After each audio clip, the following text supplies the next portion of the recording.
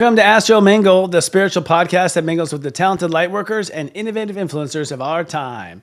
I'm your host, Sensei Christopher Witecki, the guardian agent, if you will, of the step system of astrology, also the creator of Serious Joy, and also at your service every week with AstroMingle. I love this show because they get to talk to people that I always want to talk to, and knowing me with the sun in the 10th house, the only way to do that is to book them in your career. We have amazing guests tonight. As an on-camera astrologer, I'm always fascinated with picking the brains of other astrologers because astrology is so vast and deep, it would take more than one lifetime to learn all the aspects and all the different varieties and all different flavors. So it's awesome if you just own a talk show, invite people on, and that's what we're doing tonight. We have a great guest tonight. She's going to give us some interesting step 2 intelligence. More on that later. But first I want to talk about something amazing that went out today, which is a press release about a new panel we have going on, Unite the Light. If you're not familiar, Unite the Light is our in-person event. It's in Nashville, Tennessee this year on May 17th and 18th with an extra day called Afterglow on the 19th. And we focus a Lightworker Summit to come together and talk about our career, supporting each other, bringing new influences to each other, and hopefully pushing the envelope of what we do, being inspiration to something new. And we're really happy to say that we have an inspiration ourselves. We have transformed the idea of a panel that is a channel panel, a panel of channelers. I'm not going to give it totally away right now. Let's first run a little clip that gives a teaser, and I'll explain when I get back.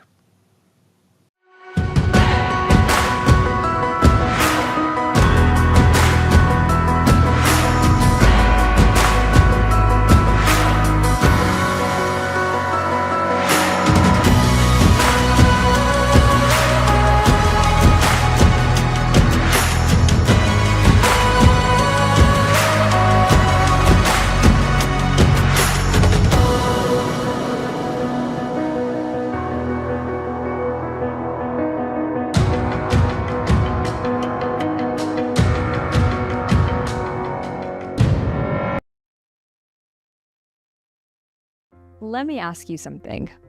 Do you ever feel that there is something more? You're that friend that everyone goes to whenever they have a problem. You're that person who makes friends with someone at a party, and before you know it, 3 seconds in at the snack table, they're telling you all of their childhood trauma. And the thing is, you love supporting people. However, you have not made a dime doing it. Our 6-month training at the Highest Self Institute shifts you from not even knowing your purpose to diving deep into your dharma, your calling, the big reason why you are here, and then how to create a profitable career helping people remember theirs. Doors are open right now, and they only open 2 times a year. We are so excited to welcome you inside.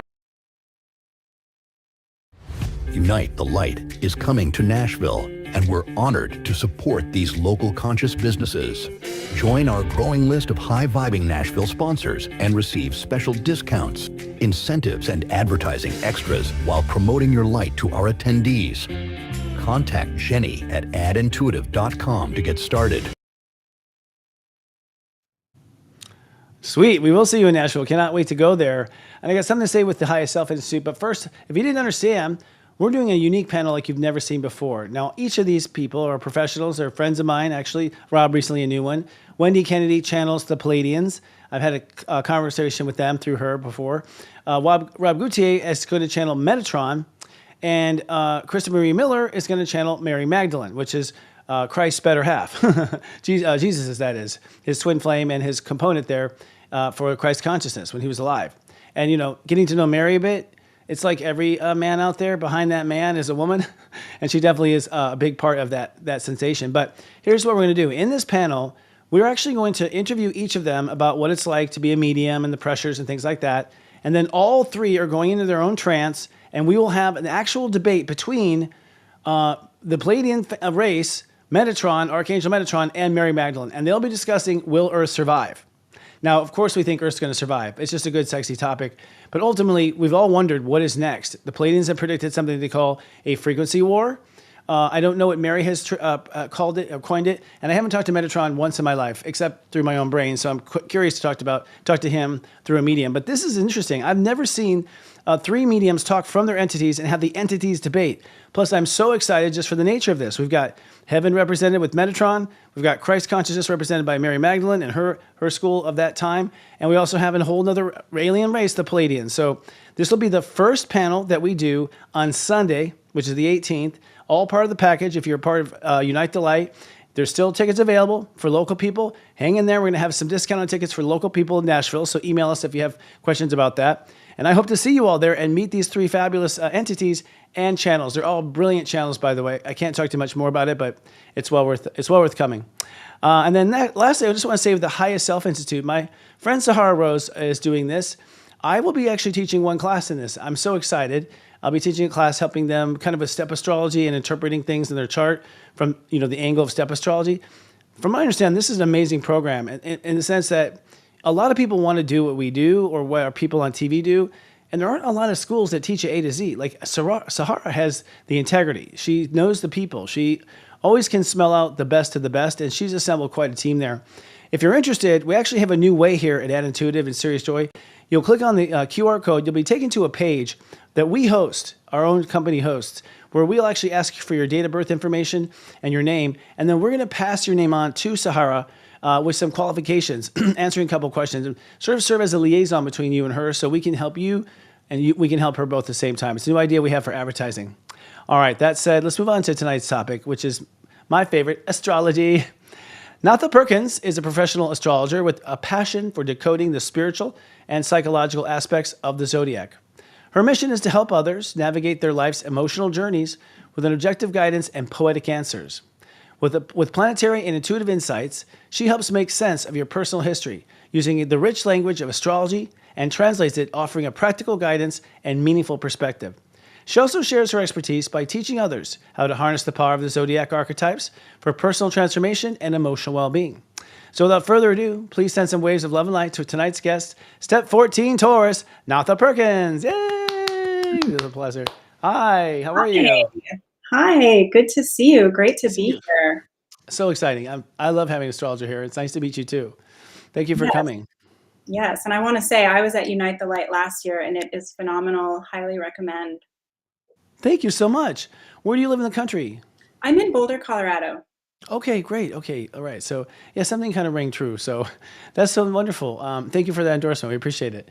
God, I didn't know where to start with you. There's so much to talk about. I think the first thing to talk about, since you brought up Unite the Light, is a lot of people. I think the light work is booming, right? I think once robots pick our fruit, there's gonna be nothing to do but improve yourself. That's it, right? And I think astrology's got the answers. So, for our generation, you feel Gen Xy to me. Yes. Yeah. It was a little of a risk to go down this path. Like I wanted it, but I was scared. How did you end up finding yourself on this path? Well, first of all, I'll say that I still feel like a total weirdo when I'm talking to most people about astrology. I mean, my clients and the people that are, our soul brothers and sisters, they get it. But there's still a lot of people that look at me like I'm an alien. But that's okay, because for me, astrology was like one of those things where I had all this drama and chaos in my life. And I had a reading with an astrologer, and she basically told me exactly what was going on and why it was going on. And I was so mind blown. It was like, oh, like there's something that exists that can tell you this information about yourself without spending years in therapy and having to dig through all of it. And I was hooked from then on. And then I began to learn it, and one thing led to another, and I started really learning it. But I think a lot of it was also just downloaded from maybe past lives or what have you. But it was definitely clearly my calling. Me too. How old were you at that time, if you don't mind me asking? So I was in my mid 30s. So you discovered it. Yeah, and I had the same thing. I had a knowing. I remember reading the books. The books in our generation, I mean, they've changed a lot. But you'd open it up and like some certain aspects, like a square, you're doomed. Like there was no solution. It was negative. It's so negative. I read my chart for the first time, like, Jesus Christ, like I'm a failure. Like there was no optimism at all. But when I remember reading that book and thinking, the first book, I'm like, I disagree. They've got it wrong. And I thought, wait, how do I know they have it wrong? So I felt the same way. Yeah, that's been part of my journey, and that's part of what I teach people. And even when I'm doing a reading for somebody, it's like, let's not immediately interpret this as bad, because it is here to teach us. Like the planets in our charts act as our guides, and they're pretty clear about how to proceed if you know how to understand them. But I am not a doom and gloom astrologer, because I can create enough doom and gloom in my own brain, thank you very much, without feeling like that's what my advisor is telling me. Yeah, I've been criticized for being too positive. I'm like, I don't care. Like I think that positivity is a rarity in the world, so I'll just keep at it. Well, that was one of the things that attracted me to your astrology in the first place was Hmm. that you were keeping it real. You weren't like sugarcoating things and you weren't pretending that there was stuff going on in the world that wasn't going on. But it felt lighthearted, like it felt like a relief to hear your interpretations. And that's how I try to work with my clients. It's like, I want you to leave feeling excited and optimistic. I'm not going to Yeah, lie to you and sugarcoat things, but I want you to leave feeling like you've just taken a deep exhale. agreed. And I personally feel that reality is shaped by perception. So I'm going to lead with the perception and lead to happiness and let you figure out the dark one if you have to. You know what I mean? Like you're not paying me to figure that one out. You figure that one out. Challenges maybe, but that first introduction, that first impression of the way to interpret it is so powerful. It sticks with them forever. Yes. And I think that right now, with what's happening just collectively and in the world, that there is enough intention that people feel fearful. And so Mm, our work as light workers really is to try to balance that with like, hey, look, you can go into fear and outrage and all of that. You're welcome to do that. But like you said, if our perception shapes our reality, like let's not start over in fear and doom and gloom. Like let's look for what's exciting and that is empowering. And I think that as we're dealing with all of this Pisces, Aries stuff, it's like mm, it's all about finding personal power and of course a relationship with higher power too. mm. But that leaves all of that, I always jokingly say the powers that be that are trying to tell us something is happening that may or may not really be happening. That leaves all of that aside. That's a different path. That's a different movie. Yeah, it's Hollywood. I agree. Well, it seems as though, I mean, now we're getting deep real quick, but I feel like we are co-creators of our reality. I don't know if you agree with that. And so as a result, I feel like to some degree, our reality has been hijacked by suggestions, by media, by TV. And so, we've been told we are not imaginative, we're not creative, only these stars are. And so we've just kind of bought these narratives and assumed that's the way it is versus some guy created this in an office somewhere, probably a guy, you know, and as a result, we haven't questioned power. We haven't questioned a lot of things, so it's interesting to have that perspective, to open your eyes to that. You brought up Saturn and Pisces or Pisces energy, which I thought was great. It seems like, we're shifting since when I started, I couldn't get a video sold unless I was negative. I mean, not negative, but just like, this is going to happen. Like if I didn't have a headline like that or avoid this, I'm talking in 2006 I started. So it was just, that was it. Now I'm finding it's shifted completely to where the positive headlines are getting traction. And it seems like people are choosing their narrative or it's no longer working as well. What have you noticed as far as like, the collective in Saturn and Pisces? Well, I think that there's been like a huge coming to Jesus moment where we have to take responsibility for the way that we perceive things and for the way that we are putting information into our brain.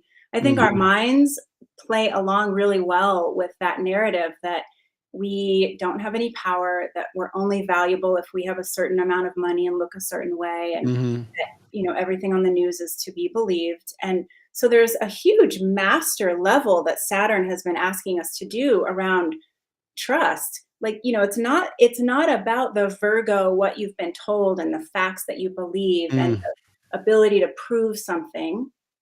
We still are human. We still have to like do our day-to-day human stuff, but there's this access to the higher realms, to the universal energy, to the consciousness that we're all starting to realize that we actually are connected to, and that we can go into this field.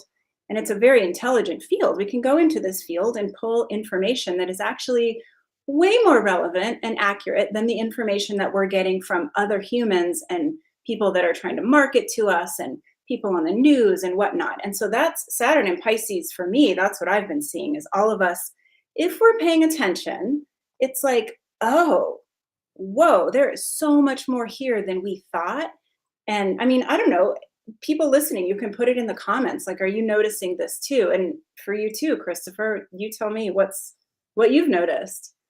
Well, it's in my eighth house, so I've been obsessed with myself. To be very honest, like I've been in the eighth. But no, I've noticed to some degree. I'll tell you this. I've noticed like, I have clients who are married to men men who would just be like, yeah, she loves that stuff. When he would talk to me and kind of look at me like I was like I don't know, a strip dancer or something. Like I was just being hired to entertain his wife, kind of thing. And now he'd be like, yeah, I had some weird dream when I was in an island. I think it was going down. You think that was Atlantis? So I'm seeing like those guys suddenly are curious and they're seeing things and they're observing things where they were just kind of like could not like let anything bug them watching the baseball game, or something.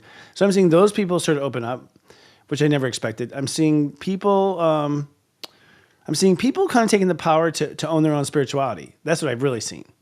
Whereas when I was younger, it was like very much, I'm a Catholic, I'm a this, I'm a that. And now it's not, I'm a this, but there's like a but, there's an explanation, there's like hyphens, so I've certainly seen that. I'm wondering what you think about Neptune in the sense of, and I know we're probably back there with Lincoln. We're probably back there reporting, maybe we're into each other. What's up? But like, what do you think the difference between Neptune then in the Civil War going into Aries and Neptune now going to Aries? Do you see a difference? Do you hypothesize on a difference? I mean, we can hope that there's a clearing of some of this fog because it does feel to me like we've been under an intense spell. And it's been hard to know what's true and what's real. And there's been a lot of pretending that things are a way that they aren't and vice versa. And so my hope is that as Neptune moves into Aries, that there is, a burning off of some of this fog and that there will be a little bit more clarity. I mean, it's still Neptune. So Neptune isn't the clearest, but I do think that Neptune can teach us so much about, or I should say, remind us that we come down here as spiritual beings with a ton of history. And, I don't know if you remember, you and I had lunch together with at a Gaia event. And right. I'm so sorry. Yes. Yeah, you said something about my Chiron in Aries and how I had been a warrior that had conflict about that. And that really made me think, we all have all of these past lives that we don't remember, but I think that Neptune moving into Aries will help us to continue to remember some of this stuff that we haven't had access to that's going to enrich our experience as spiritual beings, as light workers, right? The people leading the way. And so that's what I'm hoping for Neptune and Aries. That's good. That's a good hope. I didn't think about that at all. I sure as hell had a lot of anger come up once Mars went direct. It wasn't during the retrograde at all. I thought it was going to come out in the retrograde. It came up in the direct with Venus down. And I think a lot of it is, me getting really angry at stuff. And I think it's me every time I followed this fucking earth. Like, how many times have I dealt with people like this on the earth? Like, it's just, I think the frustration of multi-lifetime frustration. And I thought, that's interesting. Multi-lifetime frustration. I wonder if that's, Neptune and Aries. Every time I've been in conflict, every time I've been mad, and I look at Neptune and Aries in the Civil War, it seems like the Civil War that had been brewing under the seams. Like we were less outspoken back then. We had freedom of speech, but we didn't dare say things. It seemed like, especially if Lincoln was a radical. But it seems like it hit Aries. It was like we had to act on all that subconscious stuff that was going on. That's what it seemed like, just watching and observing. And this time, it looks like to me that we have been learning spirituality this whole time, like magic and all these different varieties, and create your own reality. And since that time, and I think now that's what we may see go into action, the repression of our own spiritual potential. Well, and I think too, to build on that is that there is some courage that's required, because if we've all gone through these past lives where we've presumably suffered and we have had to go through this, and I agree with you, I have so many things in my real life right now that remind me, it's like, oh my God, really? I have to do this again? Like we're doing this again? But there's something about the courage, whether we've been building the muscle or whether it's just simply from doing the personal growth that we have done in this life, but the courage and the bravery to really say, I've done this before and I'm going to do it again, but I'm going to do it better because I've been there and I have worked on my mastery and I chose to come here. You hear spiritual teachers say that you chose to incarnate on the planet at this time for a reason. And I believe that as I get older and more practiced, I believe it more. But there is something with this Aries energy to me that feels like, okay. And I think with Chiron and Aries, which you probably have as well, that we have this whole repression around anger, because we weren't allowed to be angry when we were younger. The adults were, but we weren't. And so now it's like, if that anger is rising, it's like, ooh, this kind of feels good. I mean, I don't need to scream at people and like take it out on people, but like, wow, this is what that fire of anger and bravery and boundaries feels like. And I think all of us, because we're under Chiron and Aries, we're all working with that.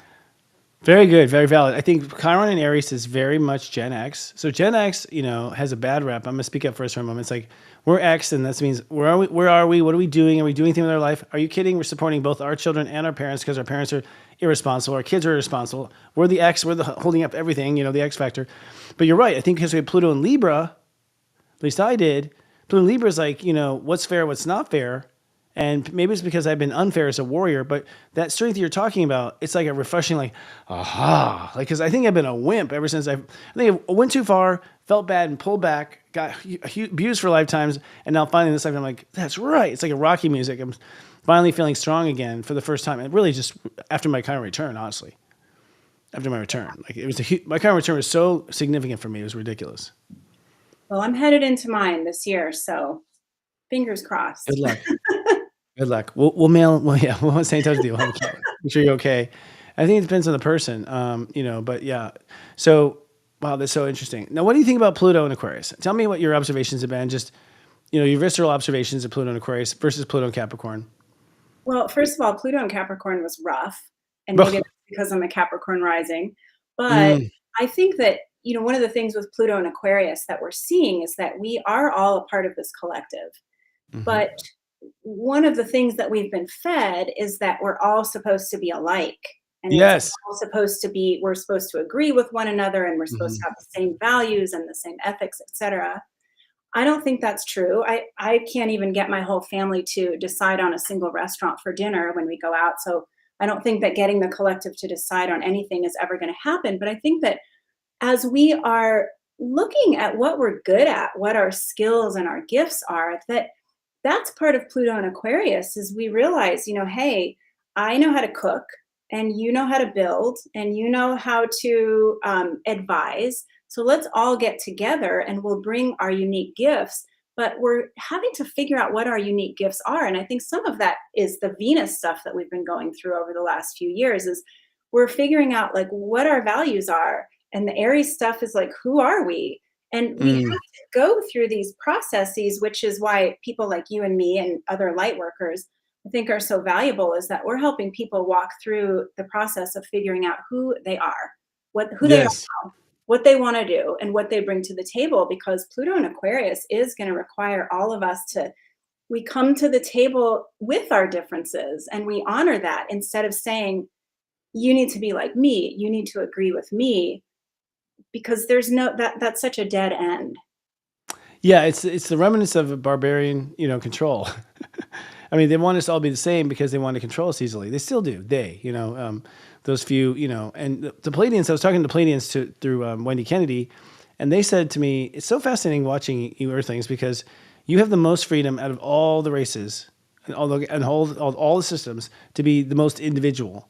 You also have the ability to be creative, which no one else has, and manifest in reality, no one else has. Those are features that no other aliens have. And yet you all try to be like, Britney Spears. Like, what are you doing? Like, you don't realize the gift you have. It's interesting. We do copycat, but maybe that's just a phase, to learn how to do your creativity, the copycat part of it. I think that Hitler, all these barbarian people have wanted us to all be the same and kill off those who are opposite or different as a means of control. You still see that in communism. I mean, communism, Ooh, we rose up there.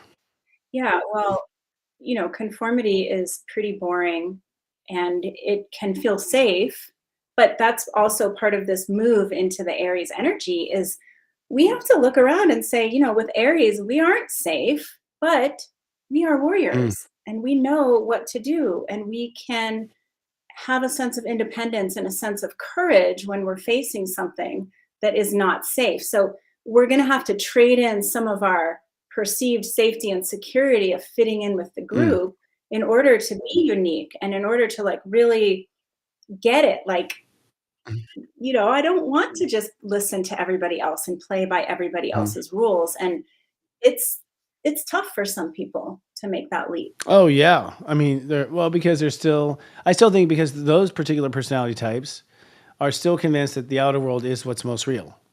and the inner world is not. So until you have that, to me, that conversation with yourself where you realize that reality is you personified around you through a law of attraction, that you're watching a movie about you, it's all about you. The control's in here, not outside. Once that shift happens, I think things start to change. You don't need to win the approval of anything outside of yourself now because that's you anyways, I find. I mean, that's a benchmark I see, you know. Yeah, and I think that there's a lot of important distractions that Oh, we yeah, throw yeah. out because when we're distracted, we're not questioning our inner world. But when I'm working with clients and when I'm teaching, that's always what I'm saying to people is like, get to know your inner Mm-hmm. world. Your inner world is the one that is connected to your higher power, for Mm-hmm. one thing.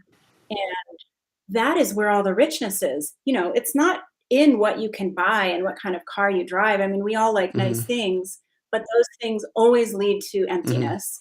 And the real richness is what's happening in Mm-hmm. here, not even in your mind, Right, right? right. But Yeah. like in your heart, in your soul connection.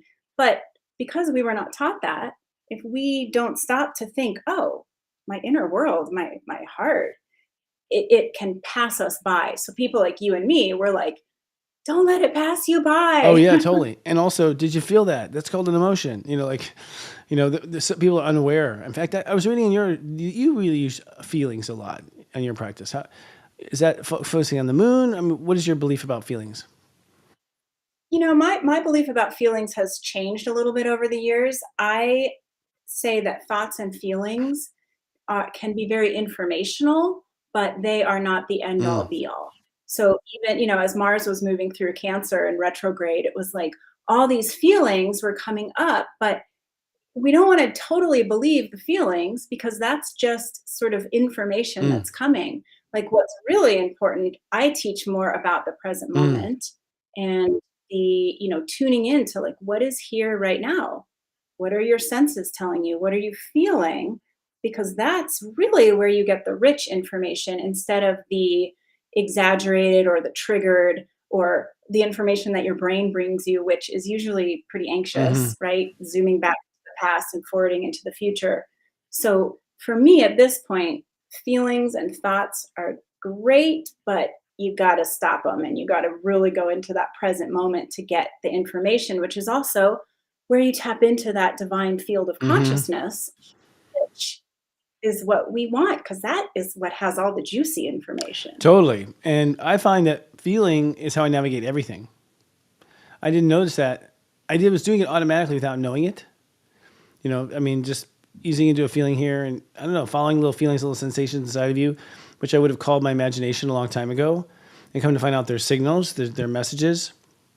And I think that's the emotional field is apparently what's new about Earth, that other species don't have this field that's constantly monitoring what's going on inside of us. So I agree with you. It's symbols, it's messages, it's information, it's a dashboard, it's a human dashboard. And yet we suppress them. We take ADD medicine. And if someone has an emotional problem, we say they have a mental problem. So we actually point them in the wrong instrument to fix something. You know, we are just bass backwards on that. Yeah. Yeah, and I think that we can all tune in. You know, all of us are energy Hmm. readers. We all can get information from the field, from being close to one another, Hmm. from looking in one another's eyes.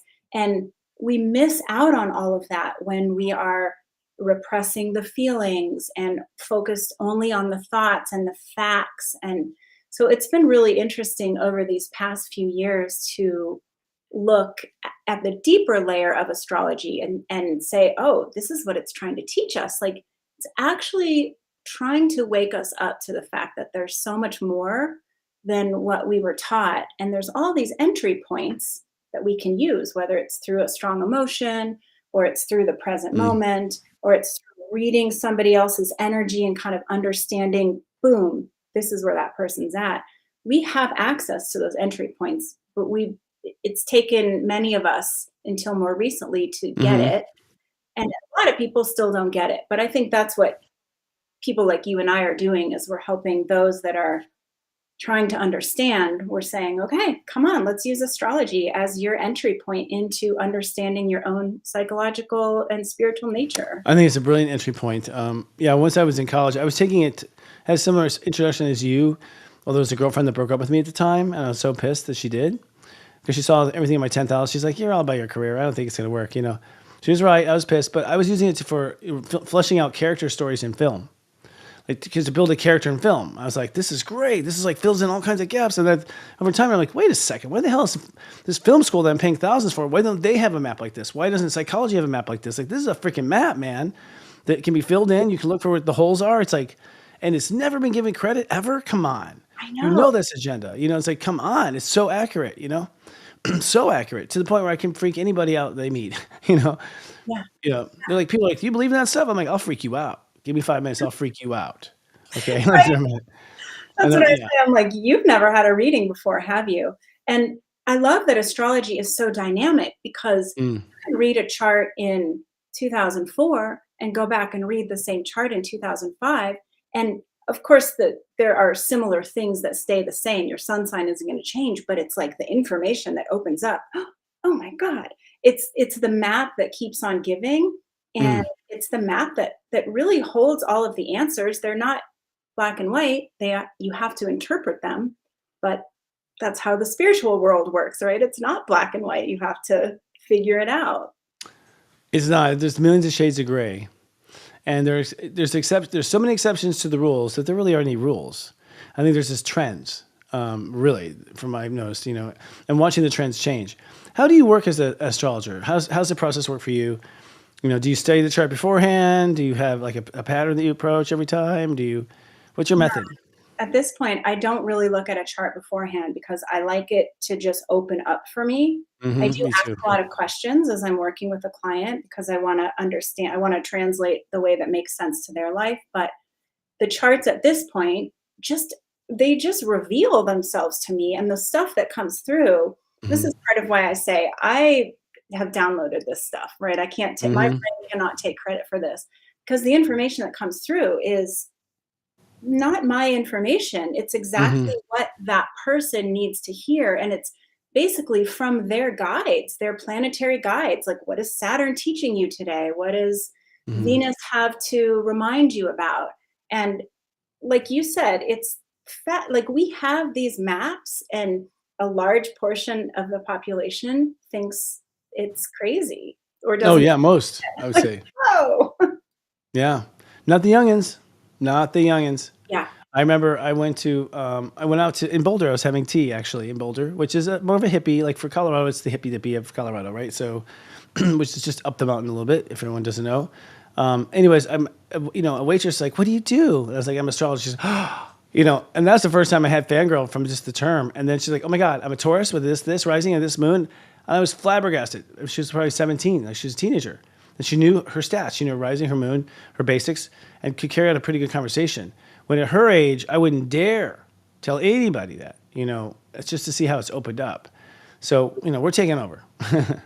Yeah. Well, it's such an amazing tool for self-awareness. And I do think that the younger the people are right now on the planet, they're just coming in with so much more awareness. So, with every generation, you have to come into your awareness, but these kids are coming in, sometimes the things that my 21-year-old daughter says to me, I think I didn't get that until I was 40. So Yes. good for you. Yeah. Yeah. They stand on our shoulders, truly. And for those who want to become, you were a jewelry designer, right? Not that that's a bad thing, but that's totally different, completely different. How did you make the leap from that to being a reader? I'm just curious. Because I think there's people out there who want to, I think people want to converge. I think they want to, what's the word, escape. What do you say when Russia, I can't remember what it's called now, but you would leave, defect. People want to defect, I think. Yeah. Yeah. Well, I realized that selling a product was really not, selling that kind of product really wasn't working for me anymore. And so I went and got certified as a life coach, which I liked. But also it's like with a life coach, you have to get information from the person, from their stories. And I actually had an email come through from an astrologer that I followed looking for an apprentice. And I applied to be her apprentice. And I did this huge apprenticeship with her. She's a Virgo. So it was very regimented and very specific. Intense. Yeah. But it was like, oh my God, from the time I started, and then I worked in her practice for a year before launching into my own personal practice. But just right away, I just knew like, this is for me because this is the map to help people. And I've always been intuitive. I've always been able to read an energy vibe off of a person and know what's happening. But astrology said, oh, here's the map. You can start here. Actually, you can look at any aspect of this person's life. You just decide where you want to look in this chart. And, you know, Yeah. I love I'm a Mercury and Gemini, so I love a good map with all the answers. Totally. And for me, it's an encoding too. It's like a frequency signature. Because I just look at the planet and suddenly, actually, my eyes are guided. So I'm guided. My eyes are guided around the chart. I don't have a method. I'm being pulled around. And as I'm pulling around, I'm also amazed at the story. Oh, no shit. And then, oh, well, then this is what happened. I'm learning too. And I'm like, wow, I didn't know that could happen. So I'm learning as I go. That's when you know. And it's profound. It's profound for them. It's profound for you. And you take away something because spirit works in that kind of economy. So, but I just feel like the psychic part of it is such a big part of it that I guess when astrology was created, it's like they were trying to legitimize themselves and make it very scientific and make lots of rules. But honestly, I don't think one rule applies to everyone. It just doesn't. No. And I do this thing called a 5-minute jam when I'm doing a reading. So it's a person I've not worked with before. And I just say, I'm going to spend 5 minutes or so just doing a stream of consciousness on your chart. And so I do what you were just talking about, where my eyes are guided and I just start sharing. And then afterwards, I say, all right, so let me stop for a second and get some reflection from you. Does that resonate? And it's funny because every time I do that, there's a part of me that's like, I don't know if that's going to resonate. Yeah. I'm getting paid for this. Yeah. And every time people are like, oh my God, like I'm crying. Like, Yeah. hey, good. So your chart did not lead me wrong. Yeah. When I have read powerful people, they're the hardest read for me because they are just stone-faced. Like they don't want to reveal that you're right or anything because whatever. Because I don't know, sign an NDA. But and so those are the hardest readings I've ever had because there's no feedback or whatever. Just because I'm a Leo rising, I need a little something that you're enjoying it or whatever. But there's that moment, it's like, so does it work for you? Oh my God! Like they finally bust out, but it's tougher. You have, and there's times where you have to go with what your gut is saying, and it's a risk. Yeah. Yeah. But I find that, I can't even really explain it, but like, how come everybody's charts are so totally personal and resonant for them? I don't really know why. I know, the people that, whether they discovered astrology, whether it was channeled to them, these planets have very strong archetypal energy, Yeah. and everybody's charts are really, really accurate and, without Ridiculous. fail. Mm-hmm. So the part of me that's like old school, that's like, oh my God, I'm just talking about this thing and I don't know, it's astrology. Is that weird? Is always at odds with that part that's like, hey man, just relax. Like whatever needs to come through is coming through. Yeah, I mean, I've given up on the how it works kind of thing. I mean, there's theories in that, and people like, so the planets are, affecting who we are. And I get in that argument sometimes with people. Not argument, they just want to know, like, how can you seem so bright to me? How can you believe in this shit? That kind of attitude. You seem so bright. How's a kid like you who can just go so far? I'm like, I bought a house with this, I actually got a mortgage with me, an astrologer. So it works, But it's because it's accurate. I mean, one reading, it's like 7 of your sessions with your therapist. Yeah. Of discovery in one reading. And we can get right to the core issues and the timing of it. And we know what to focus on now and what to put off till later. It just gives you everything, as we all know. So you and I are clearly in love with this trade. So I've seen you use the term energetic hygiene. Yeah. Energetic hygiene playing, what you say is to navigate intense astrological periods, like eclipses or retrogrades. What do you mean by that? Tell us. So when you're empathic, I think most of us are, certainly if you're watching this show, we pick up energy from people and we get merged with people. And a lot of the stuff that we feel that's difficult isn't even ours. So it's really important that we know energetic hygiene. We know how to like clear ourselves, right? So whatever your version of clearing your energy, sometimes it's going to look like just saying, no, go away. You're not welcome here. Sometimes you're like dusting yourself off. Sometimes you're envisioning, the sweeper coming. There's so many ways to do energetic hygiene, but it's really important because we don't want to pick up everybody's stuff, and we can pick it up from, reading nasty comments on social media. We can pick it up from watching a movie, from a conversation, from getting honked at in traffic. And, it's nothing to be scared of, but it's like, we are energetic fields. And when something comes in and kind of pollutes our field, Hmm. we want to be able to get rid of it and just say, all right, let's open the windows. It smells bad in here. That has been something that has helped me immensely in my life, as especially as a Pisces moon, like picking up any Mm. stuff Mm. and then learning the boundaries to say, nope, not here. Hmm. Yeah, boundaries. That's huge. That's new. I didn't learn that about that until astrology. You Yeah. know, and how the importance of boundaries and how we manage with boundaries. It's another one that's, I think, part of the hygiene process. But you're right. If someone doesn't wash your hands, they shake your hand, you're like, ugh. Yeah, but energy wise, we don't realize how much we take on of others, you know, and especially young people too. They'll get mad or upset and then realize it's that person in the corner they're picking up on that's, you know, messing with them. How do you interpret? I'm just curious now. What's your brain on stuff? You know, what's your brain on the 12th house? I mean, for instance, someone going through a big 12th house transit. What are you experiencing? What are they experiencing? Because that's a big mystery still. Even astrology books are still 25 definitions. You know. Yeah. Yeah, the 12th house is really complicated, and I think that's part of what has been so hard, especially over these last few months, but Mm. last few years, is all of this Piscean, Neptunian energy, Hmm. because we don't understand the 12th house very well, and it's so related to your relationship to higher power and spirit Mm. as you interpret that, and we don't have specific answers to that. Everyone's connection to higher power is gonna be different. Our conduit of the information that comes through is going to be different. And there isn't a book that says it's black and white. This is what it is. Hmm. Yeah, there's so much fear up there because we fear the unknown, right? We have these existential fears of like, what if? What if something bad happens? What if there's world war? What if, what if? And if we are not, if we're in that self undoing, Hmm. right? Then it's like, oh God, I'm in the enchanted forest and everything's scary. Or we learn to really work with that spiritual sense of, I am okay.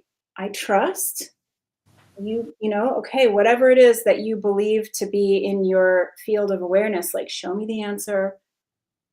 So there's this trust that we have to have. That's really hard because it's invisible and it's hard to Hmm. explain and there's no Can't book. prove it. Yeah. Right. Right. Yeah. You have trust in yourself. You have to trust in yourself and you have Yeah. to get into this. It's almost like a God reliance. And, I'm not Mm. particularly religious, Hmm. but there's no better word for it. It's like either your Virgo self reliance, and this is some stuff from 12-step tradition. Your, Mm. your Virgo self reliance, it's all on me. I have to figure out the answer, which is so exhausting. Hmm. Or we're in God reliance, which is like, okay, whatever is here is here. Whatever I'm going through is some sort of spiritual journey for me. I'm going to learn a lot. I'm going to be okay. And I'm going to actually come out stronger because that's something for us light workers, right? Is that we didn't come here to be on vacation Mm. where everything's easy. We came down here to really confront some truths. Hmm. That's hard, but it's through that we grow and we become more fortified and we get that courage and bravery to say like, ooh, in this lifetime, like I am doing it. I am not going to Yeah. screw it up like we did in the past lifetimes. Yeah. And Chiron and Aries is screw up. Yeah, that's the Gen X thing for sure. I think we skipped out of the Pluto Aquarius definition. We are talking about Pluto Capricorn. And somehow we segued off. I don't think we talked about your impression of Pluto and Aquarius. And I agree. I think that after Pluto and Capricorn, I thought, oh God, Pluto's a horrible transit, much worse than I ever thought. And I was like, oh no, Pluto just hates Capricorn. Like, I just didn't think Pluto and Capricorn get along. I think they fight for power. And so you can just feel that tension all the time between Scorpio and Capricorn. You put a Scorpio and a Capricorn in a room, ask which one's in charge. They'll both raise their hand. And the Scorpio hasn't officially gotten the title, you know what I mean? Like, or the resume, but they still feel like they're in charge. But Pluto Aquarius feels so much lighter to me, like so much, like such a relief. I've seen Aquarius light up. Where I saw Capricorn's like wanting to die, you know, seriously, wanting to. So what have been your observations? Well, I think that we come in like our culture is so centered around the authority. Mm. We have to do what our parents say, and then we have to do what our teachers say, and then Mm. what our peers say, and then what our bosses say, and what our government says. So Mm. we're all totally conditioned to like, okay, what does mommy and daddy say? I don't want to get in trouble. So Pluto going through Right. Capricorn really challenged us with that. Mm-hmm. Pluto in Aquarius, there is more freedom because it's like, we're still dealing with authority, but it's like the revolution of like, how can we make this better? And it doesn't feel so heavy. And I think that I always look at, where I look at Pisces as the existential fears of like, what if? I look at Scorpio as the fears of like, I don't want that bad thing to happen to me again. Yeah, again. So we're still working with this idea of fear, which is so important for us to contend with because largely our fears are in our mind, or they maybe have come from past experiences, which we then Right. do our trauma work and our healing. Yeah. But this is about stepping into a more empowered place of like, I'm not going to live in the fear because that's where I get stressed out and I get dis-ease and I get dysfunction is when I'm being run by the fear. Yeah. And it's hard to say, I'm not going to be run by fear because it's so ingrained in all of Right. us from Right. this life and past. But we're in a time where we get to decide, like you said earlier, we are, we're deciding who's in charge here. I think Saturn and Pisces is teaching us that too. Mm. I think so too. Well, so far I feel about to. I mean, I think Saturn's just now getting interesting. Up until now it's just been a lot of soul homework, for me anyways, and just a lot of past stuff coming up. I know it was a pattern. The old dog that always haunted me, and it was kind of like boo, and suddenly it doesn't scare you anymore, and and you do it, and this time you don't feel guilty, and you're like, oh. But now that it's hitting, where are we at today? I don't even know. We're 22. Where are we at?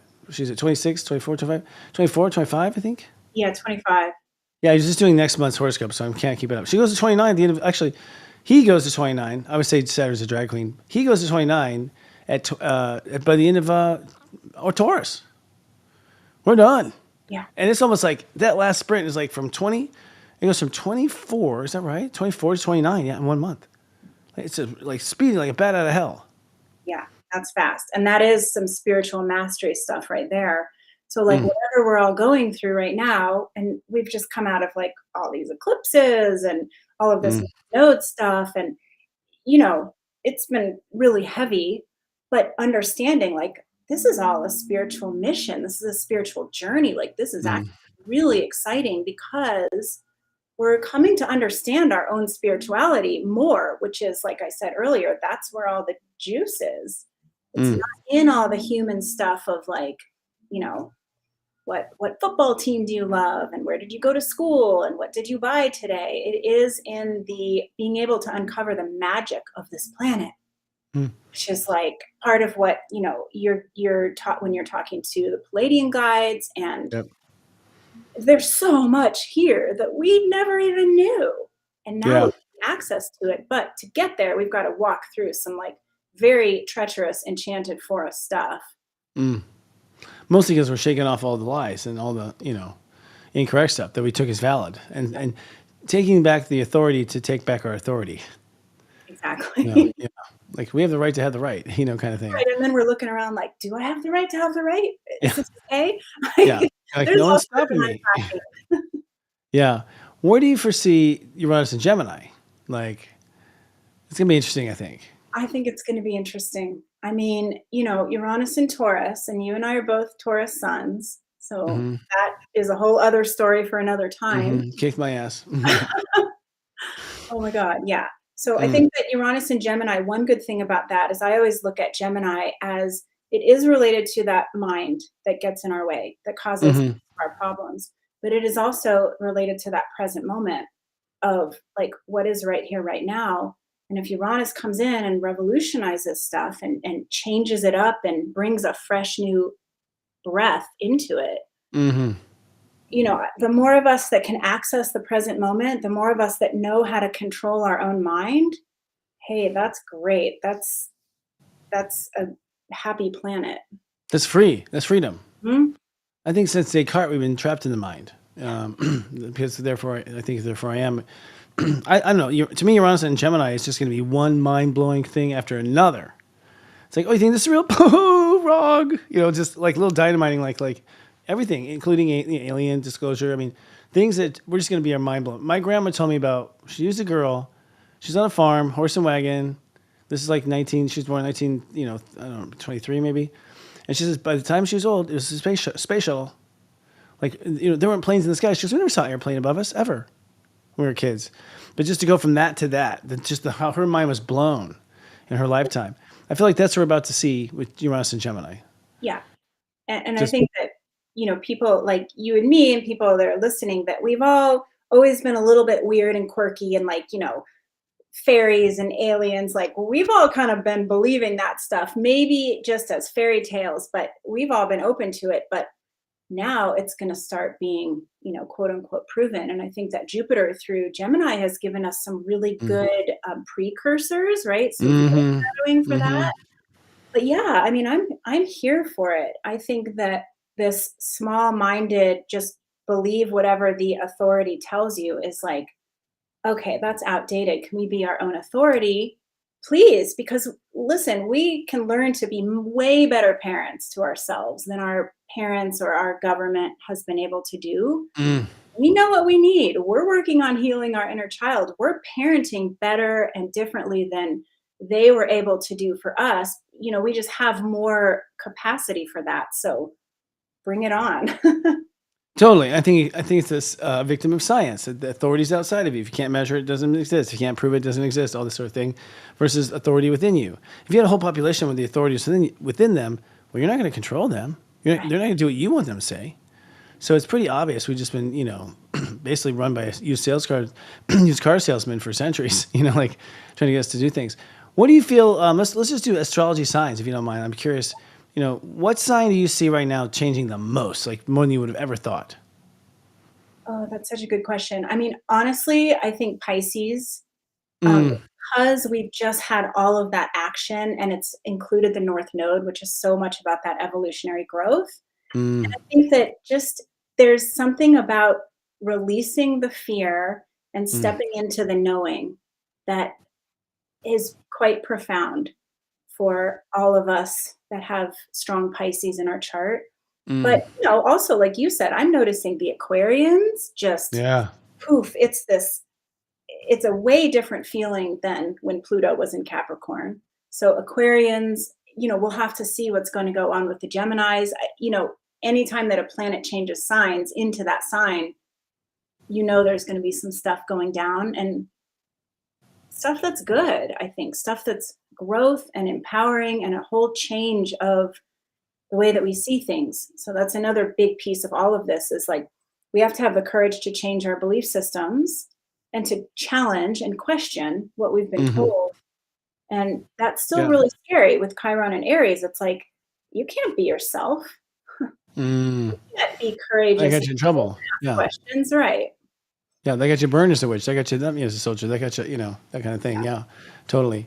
I agree. I think, well, first of all, Capricorns, I have to say, are the one sign that had Pluto hit them and stayed a lot of the same. I mean, they managed to still hold a lot of ground of what they wanted. And it's like, damn, you guys resist. Damn. They were whining the whole time because it was painful and they didn't want to change. That's like the thing they don't want to do, I noticed. But I've never seen a sign resist Pluto as well as them. Scorpios have completely laid on their back and, gave up, because it was their bastard, I guess, with Pluto. It's interesting. The Sagittarius seem to take it all in stride. I didn't see the Sagittarius burp once with Pluto. They had some hard times. They drank a little bit more. So I don't know. But I agree with you. We're seeing at Serious Joy almost reversal of Aries and Libra. Like Aries are becoming nice. They're considering others. They're not rushing in the room. They're not interrupting. Like they seem to be just an Aries I've never seen before. No offense, Aries, but I haven't. And Libras are having they're having to stand up. I mean, I think Libras aren't quite there yet. They're still, from my notes, they're kind of little still complaining. But I'm seeing this like fire growing in them where they're like they've about had enough. Yeah, I think so too. It's interesting because I have teenagers who all have the South Node in Libra and the North Node in Mm, Aries. So I've been mm, watching them come up to their nodal returns and pass them. And it's what you're talking about. It is this, learning how to be in that Aries energy, learning how to be stronger and more confident. And for Aries also, like learning, like you don't have to steamroll. You are incredibly powerful in your own right. And people actually respond to you in a better way when you show up with your strength, but in like an easier form. And then with Libra, yeah, it's Libras are learning to be stronger. And I think all of us in our relationships, as we're working on communication, we're working on knowing our inner selves, Mm-hmm. that we aren't on the superficial layer of like, I want you to love me and, just reflect back to me my value. It's like, I don't need you to reflect my value because I actually feel internal value in a way that I didn't used to. Mm. Interesting. Tauruses, we're the same. We're not changing, are we? We're not stubborn. We're stable. That's what I always say. What do you think? Now, I guess someone starting out in astrology and starting out with you, I'd like to know about your services. Like, where do you start people out? Where do you start people out as a client? Is it to start with a reading? Do you have introductory classes? What do you do? Yeah, I have introductory classes, I have mentorships, and I even have an apprenticeship that's really similar to the one that I went through with my That's cool. master astrologer, Jamie Kale Miller. Mm. It's really fun. I've put a lot of people through that, and it's a comprehensive program. We're working mostly with your chart and getting to know you. So it's like Mm. part psychology and then part learning astrology, but definitely just starting with a reading is Mm. always pretty mind-blowing for people. Yeah. Yeah. I know if everyone just got a reading, Yeah, just one reading, it's all it takes. One reading will change your life. One. Yeah. I Yeah. And agree. then from there, to me, I always say to people, just know the signs of everybody in your life. Because if you notice, you'll notice the Aries. You'll see right away those two Aries acting the same way. You'll see those two Cancers. You'll know if you know what their signs are. You'll see right away the patterns. I think. You know. Yeah. What advice do you have for people going into this year? I mean, with what you see, what we just described, Uranus and Gemini, and they're really just dipping their toes in Uranus and Gemini, Saturn and Aries, Neptune and Aries, and a lot of uncertainty. I mean, can you see psychically, past August? I think that part of it is that we have to not believe the hype of all of the fear that's being pumped Mm. into us. It's really important that we understand that media in general, whether it's mass media or social media, there's a lot of agenda back behind that. Whether, they're trying to keep people controlled or they're trying to keep people distracted or they're trying to sell people, whatever it is, like we have to be really on top of the fact that it's all about the gut instinct and what you feel to be true and what you feel to be right. And that outsourcing your power into anybody else's opinion or, dogma is probably going to steer you in the wrong direction. So it's so much about being connected to your heart, your gut, your psychic sensitivities, your conduit, and operating from that as opposed to like, what does that say? And what does the news say? And send me that link to prove that, what you said was true. Like we have to really take our power into our own hands, which is part of that Pluto and Aquarius thing that we were talking about. It's like, what are your gifts and skills that you're bringing to the table? Know what those are. Don't be looking around for somebody else to tell you what they are, for somebody else to bring you that thing that you think you need.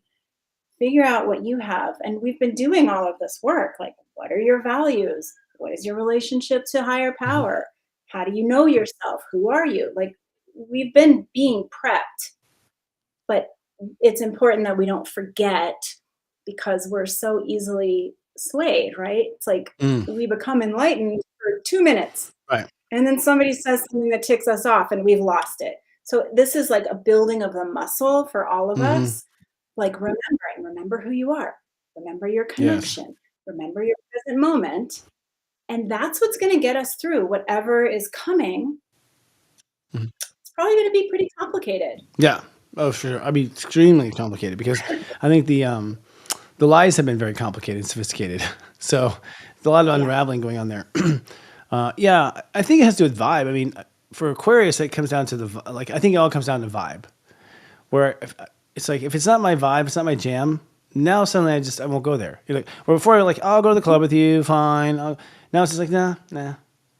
I think people are just like not opting in. From what I can see, they're not opting in something that's just not their vibe. They're fine going home and missing out. They don't care about the FOMO. Yeah. They're choosing them over Yeah. the group in some ways. Yeah. I mean, we're reading Hmm. energy. We're admitting now we're all reading Yes. energy. We're all practicing reading it. And if we're paying attention to what we're reading, then it's really easy. Like, I don't want to do that, or I do want to do Mm. that. Do you pick up on like trends like Atlantis? Is that something that's come up for you? Oh, yeah. Oh, yeah. In a big way. I think that I've had a past life that I actually had a number of downloads about, very specific. And I have heard, and I've heard this from you as well, that there are a lot of people that are incarnated on the planet at this time that were in Atlantis that have come back to course correct, right? To heal what went wrong before. And I definitely connect to that idea. What's interesting about this, and this is a whole nother episode, but like, it seems like we're coming back in the same timeline. I just had that realization. Because usually in a karma, you have a karma happen, and then you flip around to the other side, and you flip around to the other side. So it's like DNA. So when you incarnate, like now you're the bad guy, and she's the good guy, and now he's the good guy. So and he's the guy, and she's the girl. And she, so they switch usually, if it's working correctly. But from what I can tell, the bad guys are the bad guys again, and the good guys are the good guys again. Like people have assumed the role, and I'm sensing it's because it was interrupted, wrongly interrupted. Like not even the angels wanted that. So. Yeah, I mean, that could be it. It could also be like those of us that were disempowered, those of us that were in, captives or being experimented on or what have you, we didn't have the power, and we have been building that and really learning how to step in and not blindly be led into like, oh, this is just what we're doing. Oh, okay. Everybody listening can think of over the last 5 years, what have you known was not the right path, even when popular culture was insisting that it was. All of that has shown up in our world to help us remember. Yes. Like, oh, right. I can trust myself. I can say no. I do have autonomy and personal power. But yeah, that makes sense that we're in the same timeline, in the same dynamics, because they don't feel reversed. No, I'm not playing bad guy, but not anymore. I think I did in the Middle Ages somewhere. Killing for Christ is my thing. When I was working, I was Knights Templar lifetimes. But yes, I think it feels like that. And this has been recently, the last 2 weeks, 3 weeks that I had this realization that I was looking at something and it was like, oh, shift, this is the same timeline. We're picking up where we left off. And I could almost see when it was like tuned in. These eclipses were kind of resetting us up. And I saw that there are three. I'm just throwing out there one is a timeline where, one is a timeline where it was interrupted. That's kind of timeline. So you were in a you didn't finish it, so you have to finish it. One's a timeline where you came to Earth after the Atlantis. So then you've got your own, you had your own thing you wanted to do, but Earth turned out to be dead on arrival, and you couldn't really get to it till now. And then I can't remember what the third one is, but it's like there's like three basic different varieties you can have right now. So what I saw. I don't know. We'll see. Yeah. Yeah. And I feel as well that there is a lot of timeline jumping that's happening just in the ordinary day to day. Oh yeah. It's like, whoa, the energy feels very different here than it did over there. Everything looks the same, but things have changed. And I think that that's another thing that we're all starting to really get. And perhaps when Uranus moves into Gemini, it will be even louder, where we're starting to see, oh, it is not the way that we were taught. We are not on one linear timeline all the time until death.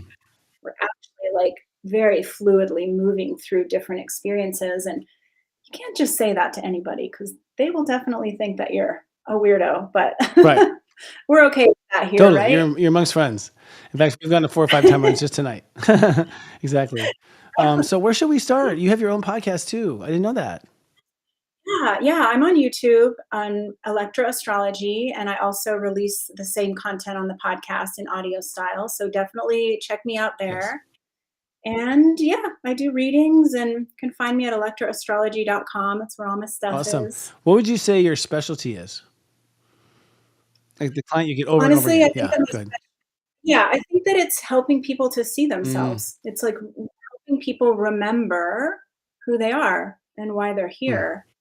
And that's a really important thing that we're all doing right now, is we're remembering oh, I'm this powerful being with this purpose and this history. And I'm this, in many ways, we're all these high priestesses and wizards and old souls and masters. And, we came into this life like total noobs, but not really. And so I help people to come to me, remember, oh, right, you're actually a really powerful being. And here's what you came to do. That's excellent. You know what? I will refer you now for life purpose readings, because that's probably the number one question.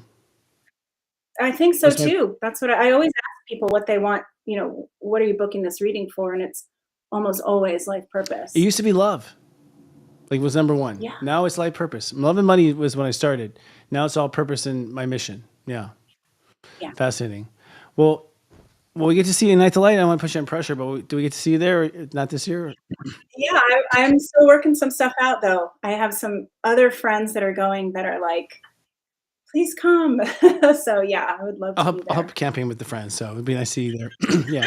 Count me in on that. And we'd love to have you back here at this show too. So Yeah, this was totally vibe talking astrology with you. It's like we get to speak a foreign language to each other, and to everybody here. So totally. totally. And I do remember you from Gaia event. I Yeah. totally blanked. Sorry about that. Yep.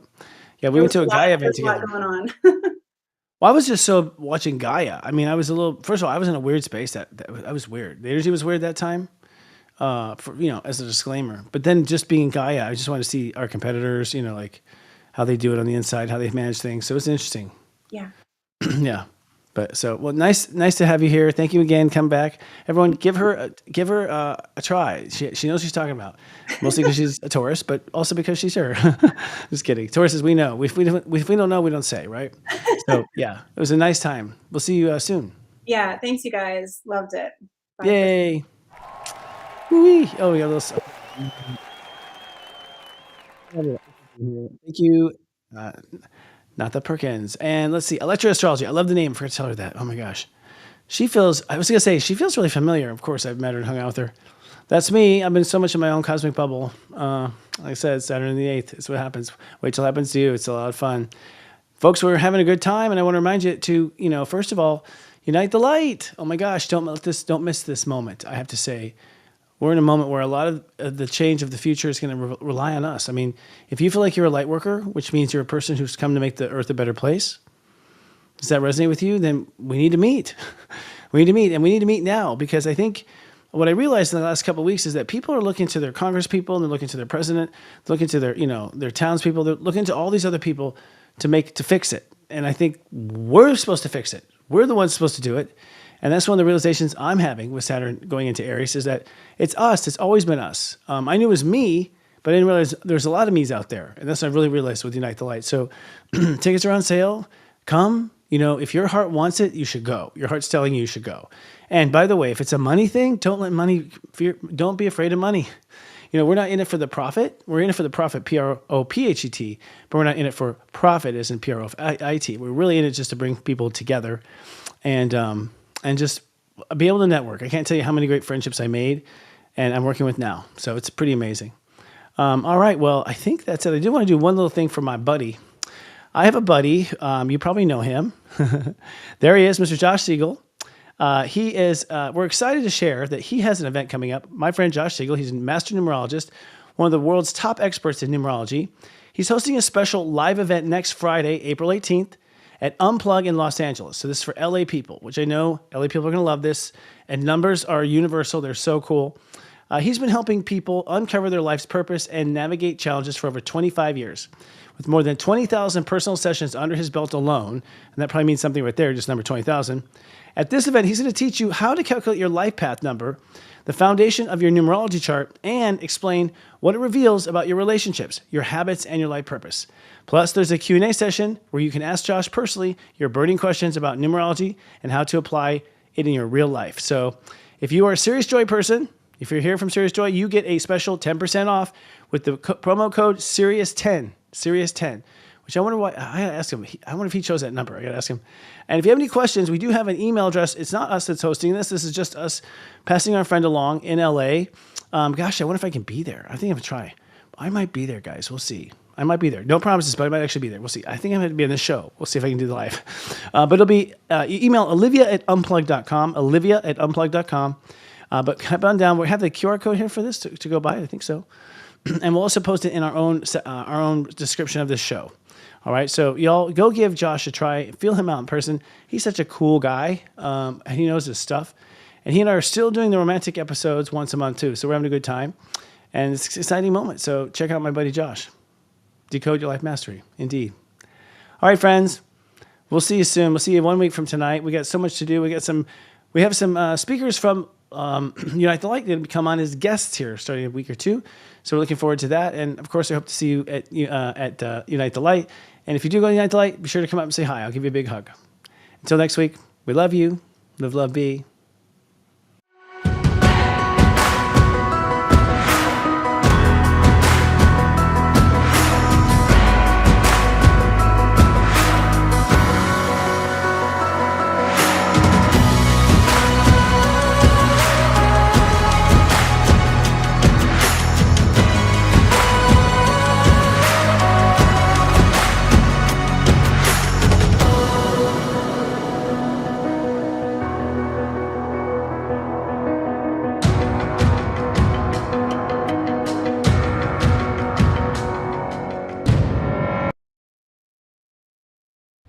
Unite the Light is coming to Nashville, and we're honored to support these local conscious businesses.